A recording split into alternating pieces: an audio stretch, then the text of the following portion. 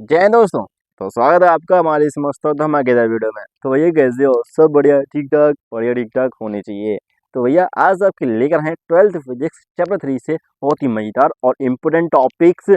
कैसे टॉपिक्स भैया? Top 5 most important topics क्यों? क्योंकि भैया ये जो टॉपिक्स हैं और इन पर जो क्वेश्चंस हैं वो प्रीवियस एग्जाम में पूछे जा चुके हैं। तो ऐसे 5 टॉपिक लेकर आए हैं जिन पर क्वेश्चन बहुत ज़्यादा पूछे जा चुके हैं, वही टॉपिक बताने वाले हैं। और उन टॉपिक्स पर क्वेश्चन कैसे पूछे जाते हैं वो सब बताने वाले हैं इस वीडियो में। अगर ये वीडियो अच्छा लगता है तो लाइक शेयर सब्सक्राइब करना बिल्कुल ना भूलिए। चलिए शुरू करते हैं हमारे टॉपिक को। ये क्या कि टॉप 5 मोस्ट इम्पोर्टेंट टॉपिक्स जो कि प्रीवियस एग्जाम में आ चुके हैं, चलिए बताते हैं। तो भैया पहला टॉपिक क्या है? किरचॉफ के नियम। बोलते हो किरचॉफ्स लॉ, जानते हो? बिल्कुल जानते हैं। एक है भैया केवीएल और एक है भैया केसीएल, मतलब किरचॉफ्स करंट लॉ एंड और एक है भैया केवीएल, किरचॉफ्स वोल्टेज लॉ। इसको आप धारा नियम बोलते हो और एक को बोलते हो वोल्टता का नियम। बोलते हो एक संधि का नियम और एक बोलते हो लूप का नियम। जानते हो? बिल्कुल भैया।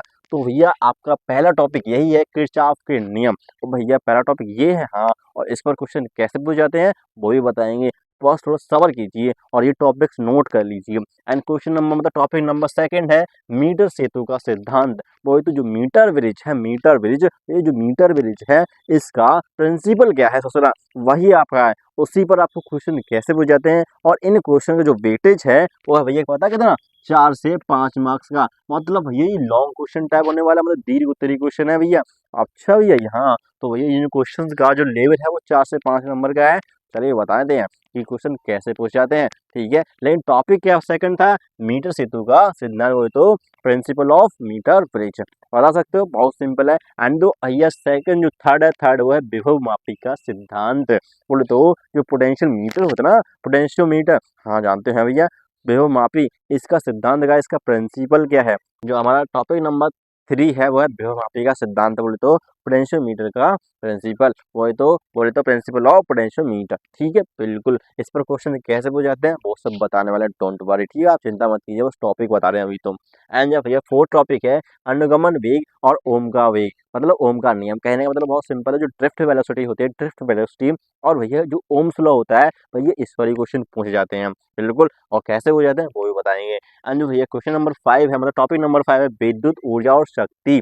बोले तो विद्युत ऊर्जा, बोले तो इलेक्ट्रिक एनर्जी एंड और शक्ति, बोले तो पावर। बोले तो इलेक्ट्रिक एनर्जी और इलेक्ट्रिक पावर, इस पर भी क्वेश्चन पूछे जाते हैं। तो चलिए बता रहे हैं कैसे क्वेश्चन पूछे जाते हैं। तो भैया सुनो, पहला आपका point, topic number 1 KCL and KVL. अच्छा भैया हाँ, तो पहले तो आपको ये नियम ही लिखने होंगे, मतलब ये रूल्स क्या होते हैं, ठीक है भैया। ये नियम ही लिखने पड़ेंगे, ठीक है। लिखिए और इसके आपको इसी की सहायता से, इसी का प्रयोग करके क्या करना हो, बीट स्टोन सेतु आपको संतुलन की अवस्था में इसका फॉर्मूला क्या बनेगा, मतलब उसको समझाना पड़ेगा आपको। मतलब जो बीट स्टोन सेतु होता है ना, बीट स्टोन सेतु, हाँ भैया बीट स्टोन सेतु, भैया हाँ जानते थे, इसको जानते हो? बिल्कुल जानते हैं भैया। अब भैया इस पर क्वेश्चन आपको, मतलब ये जब संतुलन की अवस्था में होगा तो इनका आपको यूज करना होगा, मतलब इनको लिखना होगा, ठीक है। इनको लिखना होगा और वीड सेतु में जो आपका इनका यूज करते हो, इसका यूज करते हो तो कैसे करोगे वो आपको दिखाना होगा। एंड भैया टॉपिक नंबर 2 से क्वेश्चन कैसे बनते हैं? तो मीटर सेतु का सिद्धांत बहुत सिंपल था भैया। क्या कि इसमें आपको क्या करना होगा, इसमें आपको कोई अननोन रेजिस्टेंस का जो रेजिस्टेंस होता है, अननोन रेजिस्टेंस, हाँ, जो आपका अज्ञात प्रतिरोध होता है ना, उसका प्रतिरोध निकालने के लिए बोला जाता है। तो भैया उसका फॉर्मूला क्या होता है, उसको डेरिवेशन करना होता है, उसको कैसे निकाल सकते हो वो, मतलब अज्ञात प्रतिरोध के लिए, अज्ञात प्रतिरोध के लिए जो फॉर्मूला निकलेगा भैया वो क्या निकलेगा और कैसे निकालेंगे, और आपको यहाँ पर फिगर भी बनाना पड़ेगा। यही आपका मीटर सेतु और इसका सिद्धांत भी बताना पड़ेगा, ठीक है। अज्ञात प्रतिरोध कैसे निकालेंगे इसकी सहायता से, हाँ भैया बिल्कुल। अब भैया जो टॉपिक नंबर 3 है ये विभव मापी, बोले तो पोटेंशियल मीटर, इससे कैसे निकालेंगे? तो भैया इसमें आपको पहले तो सिद्धांत ही लिखना पड़ेगा, कैसे वर्क करता है, क्या इसका प्रिंसिपल होता है, ठीक है। और भैया आपको जो सेल का जो आंतरिक प्रतिरोध होता है ना, हाँ भैया जो इंटर रेजिस्टेंस होता है सेल का आंतरिक प्रतिरोध, सेल का आंतरिक प्रतिरोध, इंटरनल रेजिस्टेंस, बोले तो स्मॉल आर। तो भैया इसका फॉर्मूला भी आपको बताना पड़ेगा डेरिवेशन से।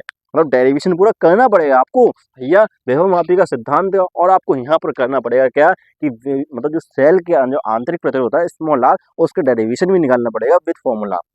आपको डेरिवेशन से फॉर्मूला निकालना पड़ेगा, निकाल सकते हो, बहुत सिंपल है, ठीक है। और नहीं है तो बता दीजिए, करा देंगे।